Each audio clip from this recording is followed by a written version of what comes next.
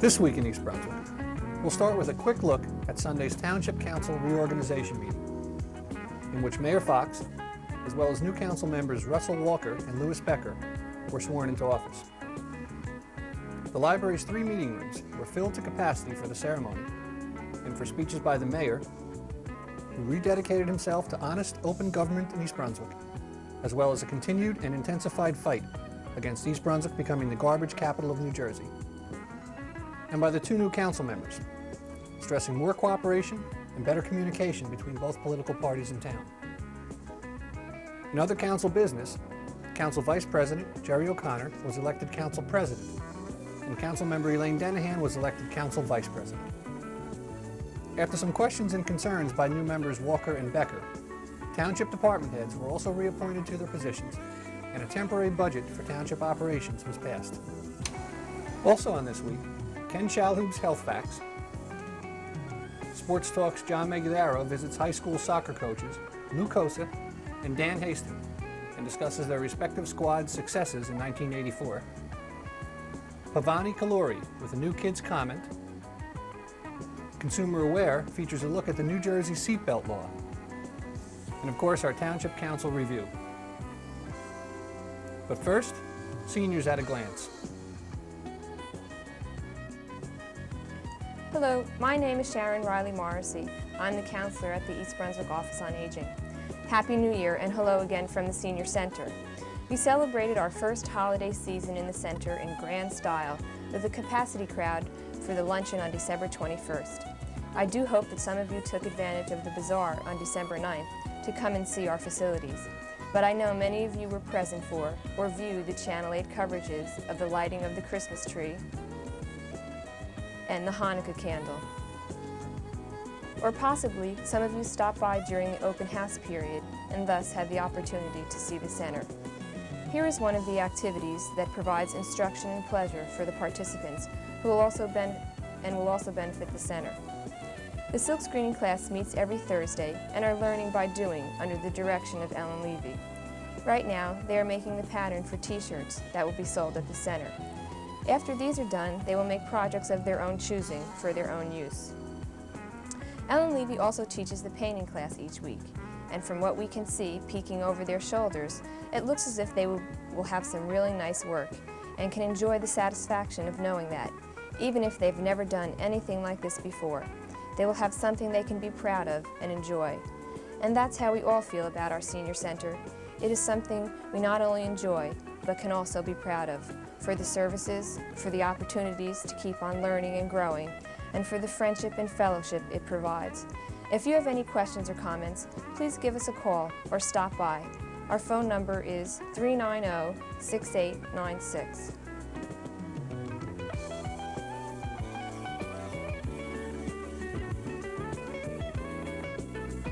Hi, I'm Ken Shalhoub. As a second spot on problems of reduced sunlight in the wintertime from Jane Brody's column, Personal Health, we have a problem with a change in mood and behavior. Some people become very moody, have great mood swings in the wintertime because they're simply not getting enough light in their environment. And what can happen is energy and productivity sag, optimism and libido fade, people sleep more, and eat more carbohydrate-rich foods, which we all don't need. People who have these mood swings, you'll find many times tend to gravitate towards bright windows and things like this. So the solution to this problem is to get more sunlight. As I spoke in the show before with the problems with vitamin D, to go outside, get more sunlight. Use some artificial light. One of the solutions is to put your light on a timer in your house so that you're in the morning, even before you get up, the light comes on in your bedroom and you can receive more light almost without you realizing it. But the point is that if you find yourself in these mood swings and you feel that you are sensitive to this depression with reduced sunlight in the wintertime, get outside, as I said before, and use some more artificial lighting in your environment. Set up your desk in your office. If you have a window, set it up by the window, and just don't be afraid to expose yourself to a lot of light, because it can alleviate this problem. If you do place yourself into a situation where you're with brighter artificial lighting, just try to use lighting that is of a broad spectrum, and I will be discussing this on the next edition of Health Facts. And again, as I said on my first show, if there are any topics that you'd like me to cover, please call the studio, and I will try to research them for you and bring them on later in the year. So thanks for watching Health Facts.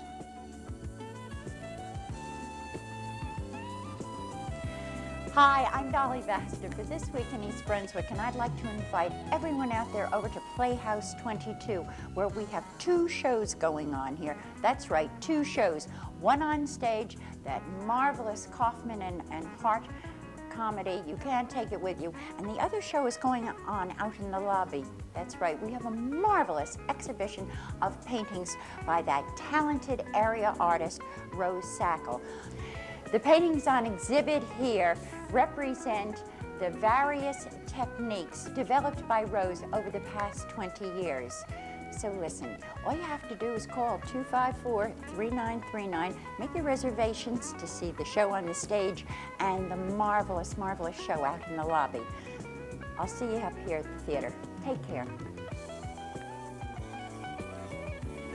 Hi, I'm John Megg.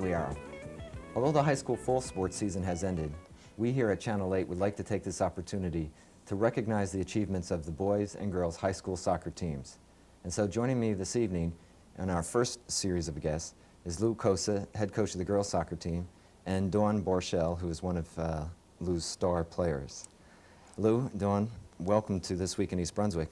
Lou, let me ask you for a moment to take a minute and run down the accomplishments of this year's team.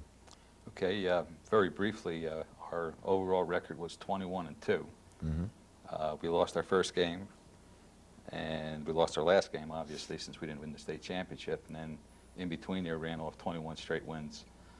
We were fortunate to win the conference again for our 5th year in a row. We won the county tournament, undisputed champions for the 3rd time in a row. Lou, when we talked in the beginning of the year doing our fall season preview, I said to you, what do you think about the team? And you gave me a little sly smile and didn't answer. Did you really think at that point you had the makings? I mean, you've been a highly successful coach on the high school level. Year after year, your teams are in the state championships. And I kind of sensed there was some doubt, but either that or you just didn't want to show your cards. At that point in time, it was we had maybe about 4 or 5 positions that were, a little bit up for grabs. And I wasn't really sure because there were a lot of young people that we were looking at, but they came on real strong for us. Dawn, how was this season for you? You're a senior. To start off your senior athletic season on a soccer team and get to the state final, it must have been almost a dream come true. It was. I would have liked to have seen us go all the Sure. way. We had a lot of depth this year. We had a lot of good players. And, I felt we had a really good, strong season all around. When in your mind did you say, hey, this team is going to go all the way, or we have the capabilities? Could you tell from the first game, or was there some game or some turning point? You couldn't tell. You could tell we had the depth from the first game. You could switch anyone in and out and not lose anything. One thing I didn't realize till about midway through the season is just how good we could get, though. We kept growing on what we had. We just became better and better. Lou, how about you? Sometimes you make a change with a player, or there's a game that you said, hey, we just about won, but I can see the team is coming together. I would say probably after about the 5th game. The potential was there. We started blowing people away, especially in this area. And we started off playing well against, we played well against Notre Dame in the first game. There had to be a couple changes made. And, but I would say probably around about the 5th or 6th game, we started to gel as a team.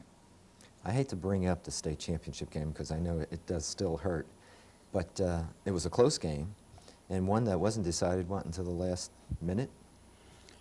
Let's see, they scored in the winning goal in the 3rd period. Oh, okay. The last 11 minutes were played on their end of the field. We hit the crossbar, we took shots that were deflected, Oh, gosh. There were about 3 or 4 times I thought the ball was in and all, and it wasn't. It was a real tough game. Unfortunately, we just couldn't put the ball in net. Dawn, your thoughts about that game? Again, I know it's difficult, but It was a heartbreaker. My sophomore year, we went to the state finals. I thought we'd at least get that far. And I thought if we could beat this team, you know, this has been our second shot at Ramapo. But it hurt a lot, but, you know, on to, you know, new season. You look at all the teams that didn't get there, and I mean, there's some consolation in that, I guess. Lou, what about next year? You're going to give me that sly smile again, or? Well, I'll tell you what. He's nothing to worry about. knowing that we were, you know, going to have this talk and all, I sat down and I sort of like put the people down, and we have 8 starters back. Oh gosh. You know, we're losing 3 very key positions, but you know, we are losing 3. We do have our goalkeeper back, which is very rare for us because we always wind up, you know, trying to make somebody into a goalie, you know, for a year or 2. But defensively, we're going to be strong, and we have a couple good scorers coming back. You know, obviously with Salur and Sandy Massing, they were our number 1 and 2 scorers this year. Yeah. So let me ask you something about this gentleman sitting next to you. I know Lou from way back. How would you describe him as a coach? Is he calm? Is he excitable? So, you know, you're getting out, so you can. He's real encouraging. He's not one for yelling, you know, or getting down on on your back about anything. It's just his encouragement. You could tell he really wants you to do well, not only for himself. You know, it's for the team. It's for everyone else. Sure. Yeah, I think one of the secrets to Lou's success is the fact that no matter what sport he coaches, his ability to relate to the athletes. And I can remember, you know, he was like almost like an older brother. I mean, he'd slap us around and kick us in the butts when we needed it, but you knew if you had a problem, you could talk to Lou, and he would be there to help and listen. Lou and Dawn, I want to thank you so much for coming out this evening, and congratulations on a great season. Can I just hit one more thing, Sure. John? Sure. The young lady sitting over here is very, you know, quietly saying all these different things. She had a few accomplishments of her own this year. She was named All-Conference for the 2nd year in a row, Coaches All-Star 2nd team in a row, News Tribune All-County 2nd year in a row, and she made 2nd team All-State All Groups. Great. Not a bad season for her. No, not a bad season at all. And you told me you didn't do so well this year. Well, again, Dawn, congratulations. What are your plans before we take off here? For the rest of For the year? your after high school. I plan to go on to college. I'm not sure if I want to play soccer or track. Okay. Going into college, that's still up in the air. Still up in the air. Huh? Well, good luck to you, whatever you choose to do. Thank you. Lou, again, good luck, and I'm sure we'll see you next year on. Thank you. I hope so. Oh, I know so. Stay tuned as we bring in Dan Hastings and one of his star soccer players. We're now pleased to have with us Dan Hastings, head coach of the boys soccer team, and Vinny Wash, who was the goalie of this year's, let me say, championship team, because it was, in our hearts and minds. Dan, recap, if you will, this season. It was a great one for you. Well, thank you, John. The season began on a very high note. In the first 4 ball games, I was expecting possibly something like a 2-2 record. We'd come out of the first 4 ball games 3-1. The highlight of the early season was the St. Joe's victory, of course, which was 3-0, which Vinny was a major part of. And it was just a full team effort. Community effort is what I'd really like to refer to it as. And from there? And from there, we won, well, we lost the first ball game of the season, which was definitely a low light, but it was a very controversial goal that we lost on. From there, we won 15 straight games until our heartbreaking loss to Piscataway, which, in my opinion, we had a flat night. Your overall record, Dan, was what? 19-3. 19-3. You were county champs, We were Middlesex County Athletic Conference champs. We lost to the eventual county champion, which was Piscataway 2-1 in the semifinals. We went into the state tournament following that, won 4 out of the 5 games to get to the finals against Kearney, which we lost 2-1. I want to get back to that Kearney game, but I want to ask Vinny. Vinny, you're on a streak, 15 games. Were you feeling pressure? I mean, you're the goalie. Yeah. One goal, and that could be it in terms of a ball game. What was the feeling on the field among the team and so forth? We were like always ready for anything, and when that Piscataway game came, we were just like, we thought we'd win, but then we didn't. Yeah. How much of a part, how much does a goalie play in terms of in the game, being involved in the game? You know, most of the action is away from you, and then all of a sudden it converges on you. Is it difficult sometimes keeping your head in the game? Yeah. Especially when you have a team like East Brunswick, they're scoring goals and you're kind of sitting back there. Any problem for you as a goalie? Or does Nah. Coach Hastings keep you on your toes there? It keeps me well alive. Dan, let's talk about that game against Kearney. And I want to say something publicly to you. I received a few phone calls from people around the state saying to me how impressed they were with the East Brunswick team and its coaching staff, and just their mannerisms and the way they carried themselves both before, during, and after that game. And I think that's a fine compliment, obviously, to you and to Danny and the rest of the, Vinny rather, and the rest of his team. But let's talk a little bit about that game. I know the final score is 2-1. Yes. And it looked like there was going to be a shootout there for a moment. Well, I think what happened, first of all, thank you for the compliments on behalf of our team. I think what happened is we were a little intimidated, awed, whatever you want to say. The team was 23-0, we were playing a strong soccer power of years past, and this was one of the better teams this past season. After the first 5 minutes, I felt we played as even or better than they did at times. We had 2 opportunities when Henny Hanine ripped a shot from about 30 yards away, and their goalkeeper made an outstanding save. Benny Letson had an opportunity in front of the goal, which generally, you know, it's a goal, and it just happened it didn't go in at that particular time. But after the first 5 minutes, along with the whole season, the boys had nothing to be ashamed of. You think that's going to have any effect on the team going into next year? You know, the fact that we lost a heartbreaker. Well, like I say to the guys at the end of the season, number one is, I think, the school, the community, and myself in particular, very proud of each and every single one of them. And I think that the main thing is not to live on your accolades of this past season, and that we definitely do have the potential of striving in that direction to meet the same goals next year. Benny, what do you think? What kind of effects is it going to have, if any? A lot, because like we know we can beat that team. So next year we're going to try harder to get back there and beat them. What's next year look like for you, Dan? I know it's early to... Well, we do have 15 of the 20 letter winners that are underclassmen, and I might say that of the 96 goals that we scored this season, which you continually mention, which is nice to hear, we did only let up 16 goals, which Vinny, as far as he was concerned, only allowed 12 goals. That means that when he was in the goal, 12 goals were allowed in 22 ball games, which is quite a record. He also went 25 straight quarters without giving up a goal, which is the equivalency of 6.5 games.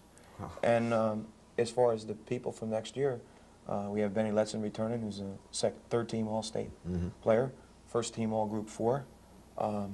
We have a number of underclassmen coming up from the freshman teams, which are coached by Mr. John Staggart and Mr. Tom Hockenjoss, who both their schools, respectively, Churchill received the record of 17-1, and Hammershill was 11-1-1.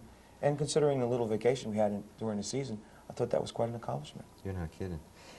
Dan, what do you have the guys do in the off-season, you know, to get them ready come August when you're ready to start practice again? You know, soccer, I would think running, obviously, is one of the elements of it. I think, John, at this level, at Group 4 level, in order to be successful, at least in my opinion, you have to work hard at it all year round, and you have to be concerned with keeping your bodies in shape all year round, playing soccer as much as you possibly can. But again, not letting it burn you out, so to speak. But on the other hand, what I've done with the boys is they've had about 6 weeks off now, and what they'll do is get themselves involved with a weight training program where they're lifting weights, not touching the soccer ball, just lifting weights, working out on their own, as well as a group together. And I think it definitely paid big dividends last year, because in my opinion, our success definitely came from what we did from last December till August, till we started preseason practice. Well, it's no doubt, Dan, whatever you've done, it's worked, and it's worked to everyone's enjoyment, I know, throughout the community. Vinny, you're a junior, you're coming back. You got to be geared up for your senior year. Yes. Well, we wish you the best of luck. Dan, again, good luck to you for next year, and we'll be waiting to hear some big things from this team. Thanks again. Maybe next year, we will bring back some bigger things. Well, that's it for this segment of This Week in East Brunswick. Thanks for being with us.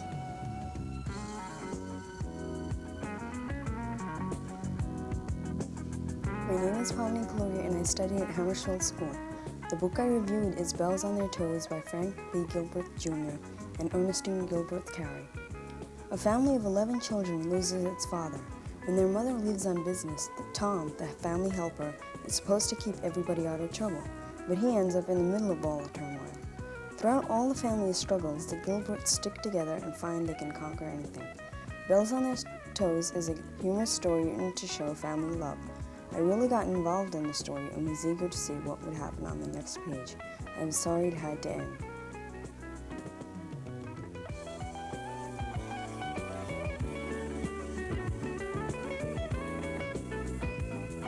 Hello, and welcome to Consumer Aware. I'm Adrienne Eisner of the East Brunswick Consumer Affairs Office. New Jersey seatbelt legislation is due to take effect on March 8, 1985. We have become the second state in the country to have a seatbelt law. New York is the only other state with a mandatory law of this kind. Traffic statistics have already proven rather conclusively that safety belts are instrumental in preventing injury and death in accidents. The New Jersey law will apply to the driver and passengers in the front seat who are over the age of 18. The penalty for violation is $20 with no assessment of motor vehicle points. Cars manufactured before July 1st, 1966 are exempt. This is considered a secondary offense. Drivers cannot be stopped for this violation alone, but can be charged for violating the seatbelt law if the driver is also being detained for other offenses such as speeding. New Jerseyans who are already paying the highest auto insurance premiums in the nation are wondering if the new law will affect their rates. However, according to insurance underwriters, it is too soon to make any predictions. For your safety and the safety of your passengers, please remember to fasten your seatbelts if you are not already doing this. And remember, as of March 8, 1985, it will be mandatory. If you have any questions about the seatbelt law or any consumer-related problems, please call us at the East Brunswick Consumer Affairs Office. We're there Monday through Friday, 9 a.m. until 5 p.m. Our telephone number is 390-6954. I hope you'll be joining us again next week on Consumer Aware. At this week's Township Council meeting, debate continued between the two new council members, Lewis Becker and Russell Walker, and council members O'Connor, Baker, and Denahan, concerning meeting procedures and protocol, and the township's auditing firm, Litwin, Fenro, and Reese of New Brunswick. Mr. Becker suggested investigating what other firms had to offer in the way of services, and other council members agreed. Finance Director Lou Neely offered to help a council committee begin the screening process. Also at the meeting, residents of the Village of Old Bridge Historic District expressed concerns that their personal freedoms were being violated by the fact that the village area is on the National Register of Historic Sites. According to the residents, this severely hampers their abilities to do some repairs and renovations on their homes and properties. James Colton, a district resident, summed up the group's feelings. And unanimous, the Village of Old Bridge Community Group, as representatives of the residents of the Village of Old Bridge, would like to make the following request of your office. That you as mayor make a motion to the council to request full cooperation in removing the area of East Brunswick, now known as the Historic District of Old Bridge, East Brunswick, New Jersey, from the state and national register. Disband the Historic Preservation Commission and rescind ordinance known as number 79-193. We would like you to proceed with this as soon as possible. That's all for this week. Thanks for watching This Week in East Brunswick.